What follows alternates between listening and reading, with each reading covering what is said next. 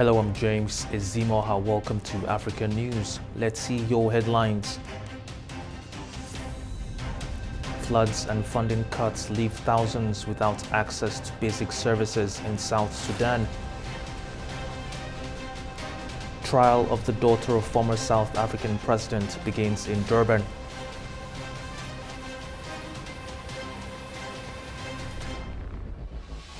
South Africa becomes the first African nation to register a long-acting anti-HIV vaccine.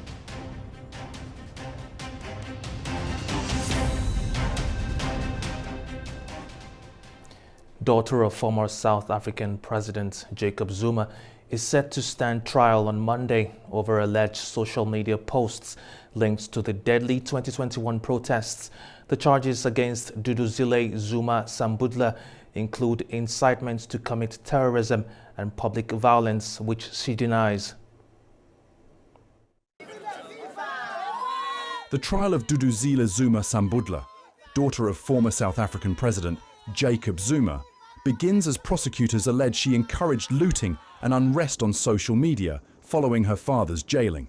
The week of violence left at least 300 dead and caused billions in damage.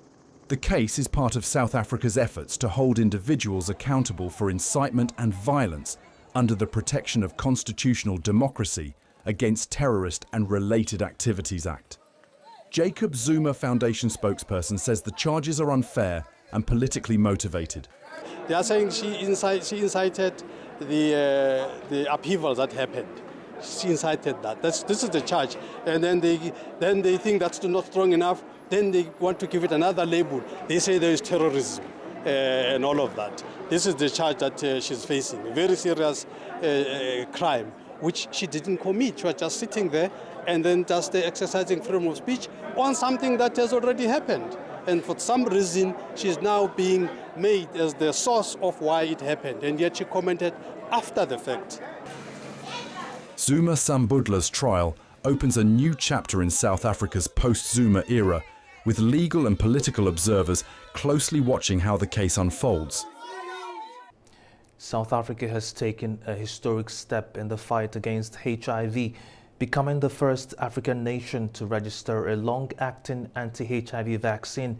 Health experts say the breakthrough could transform prevention efforts in a country with the highest number of people living with the virus. The introduction of LAN in South Africa has been lauded as a sign that the country is making a new chapter in the fight against HIV. Experts globally have called the jab a wonder drug and have hailed its approval as a major breakthrough. What's very important about this intervention is that it's long-acting. So you only have to get an injection twice a year. Now this lenacapavir can be used both for treatment of HIV and for prevention. And for South Africa, we're going to be using it for prevention. And the reason why we're very excited about this is that this drug stops sexual transmission. So in the studies that have been done, we've seen very little, almost zero transmission from one person to another, which means that we can, at this stage, cut off sexual transmission of HIV. So that's why it is so significant, because if we can cut off transmission from one person to another, we can start to control HIV. LAN's registration in the country is being seen as a game changer. This is going to really contribute to the fight. It's going to accelerate the fight against HIV in the country, especially the rate of transmission. But also it's going to encourage more people to come forward to test, because one of the prerequisite for one to receive this HIV prevention jab, you need to test positive, meaning that for us to give you this jab, you need to first test, need to conduct tests, and if you test negative, then you are going to be enrolled on lenacapavir. But if you test positive, we'll continue to encourage people to take ARVs, which is a life-saving treatment. Modeling studies indicate that for LAN's rollout to be successful, the government will need to buy and distribute millions of doses over the next 2 decades. For many, this is a very positive development. I think that is a correct push. The reason why I'm saying that, if you remember carefully, back in the days, people had to take a number of tablets in one day. And the number of people which were dying as a result of HIV and AIDS, it was very much high. Then when the introduction of only having to take only one tablet, it came into force. That's when we saw the decrease in number of people that are dying as a result of HIV and AIDS. So I'm fully supporting that. According to the South African Health Products Regulatory Authority, the body tasked with regulating all health products, this is the most effective HIV prevention measure on the market ever. The South Sudanese government is urging aid agencies to increase support for healthcare as flooding and funding cuts leave thousands without access to basic services. Local organizations say poor roads and limited facilities are making medical aid delivery a major challenge. Tir Ajith Malwal is a 30-year-old mother of 6. She walks for 2 hours to reach this health facility and another 2 hours to return home. The health facility is good. This is my 4th visit to this place in the past month. My children get immunizations as well as treatment for other diseases in this facility. This health center is government-owned but operated by NGOs with support from the UN Population Fund and the Republic of Korea. Getting medical supplies here is a major challenge. It often requires hiring a 4-wheel drive vehicle and sometimes even a tractor to tow it when the roads become impassable. If we have a mother who is bleeding and needs to be rescued, there is no road, so we carry the mother using a blanket, which takes time for her to reach the hospital. My request to the government is to open up a road for the ambulance to come in case we have an emergency.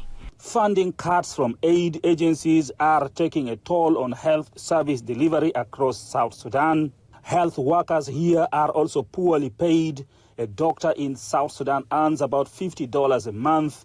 That's due to inflation and an economic crisis driven by 5 years of civil war. And now it has been worsened by disruptions in oil exports caused by fighting in neighboring Sudan, which has slashed government's revenue. We have many health facilities that are not supported, that are closed. They are supposed to be working, and beneficiaries are moving from far to look for services. So I am appealing to the donor community if they can give a helping hand to Jonglei State people to make sure that those health facilities that are closed due to a funding gap are operationalized. For Tira Jith and other women in Pagok, this small clinic is their lifeline. She and others are calling on the government to expand the facility and hire more health workers.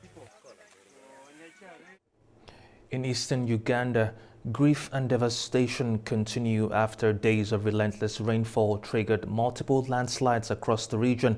Rescue teams are still searching through the debris as families count their losses. Rescue teams are still pulling bodies from the mud and debris that swept through the Sebei Hills in eastern Uganda, bordering the Kenyan border. The Uganda Red Cross, which is leading search and recovery efforts, says hopes of finding more survivors are fading even as families in the area continue to report that their relatives are missing. Additional teams from the army and police have joined the operations, but heavy rains are slowing down rescue efforts. As we talk now, they're using our rudimentary tools. So you see that there is still some need of more manpower, because if people are saying that about 19 bodies are covered and you have so far only recovered 2, that leaves you with about 17 that have not yet been retrieved from here. But what we can commit, of course, together with our, under the coordination of the Office of the Prime Minister, that we shall do whatever it takes to see that we try to recover the bodies of the families that we covered here. Now the government has offered about $1,500 to each bereaved family to help with burial arrangements. Hundreds of survivors who lost their homes are now sheltering in temporary centers as they wait to be moved to safer ground Now, but the danger here is that more heavy rains are expected in the coming weeks, and authorities are warning of fresh landslides. This part of Uganda is not new to such natural tragedies. In 2010, more than 300 people were killed when landslides hit the Mount Elgon region in one of the worst disasters in the country's history. Now, experts say people farming and building settlements on the steep mountain slopes have made the soil unstable. The government has urged families to relocate, but many keep returning because of the fertile soil. In Nigeria, filmmakers are being urged to use their craft to build a stronger sense of national identity. At the 22nd Abuja International Film Festival, government officials and industry leaders highlighted cinema's power in shaping how nations see themselves and how they are seen by the world. The 22nd Abuja International Film Festival opened with a call for Nollywood filmmakers to promote stories that reflect Nigeria's shared history and pride. This year's AIFF, which commenced on Thursday to end on Monday, brings together actors, filmmakers, regulators and other cinematic stakeholders from around the world.